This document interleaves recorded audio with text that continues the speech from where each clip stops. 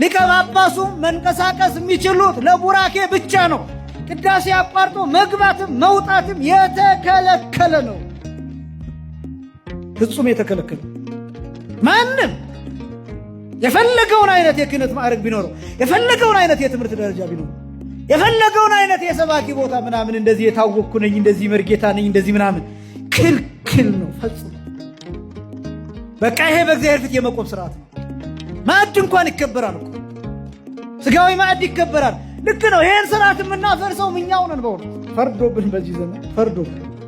እኔ ብዙ ቦታ የምቸገረው አንዳንድ ቦታ እሁድ ለአገልግሎት ስጋበዝ ለእሁድ ጧት በጣም እቸገራለሁ። ሌሊት እንዳለ እንደምታውቁት ነው። ይሄ ዘመን በጣም ከባድ ነው። ሌሊት መሄድ ጧት ላይ ሄዶ ማስተማር እንዴት እንደሚጨንቀኝ ያው እግዚአብሔር ምስክር። ያስቀደሰን ህዝብ ሳናስቀድስ ሄደን እግዚአብሔር ይቅር ይበለን። እስኪ በሉ እግዚአብሔር ይቅር ይበላችሁ በሉ። እስኪ በሉ እግዚአብሔር ይቅር ይበላችሁ በሉ። በጣም ከባድ ዘመን። እኛም እንዳልኳችሁ የተጣለብን ኃላፊነት ከባድ ስለሆነ ሄደን እንዳናደር እዛ ማደሪያ የለም። ሌሊት እንዳንሄድ ዱርዬው መከራ አንቆ ሲጣርጎ ሊገለን ይችላል። ምንም ብትይዙ፣ አሁን መኪና የምትይዙ የሚከተላችሁ መኪና ምን አይነት እንደሆነ አታውቁ።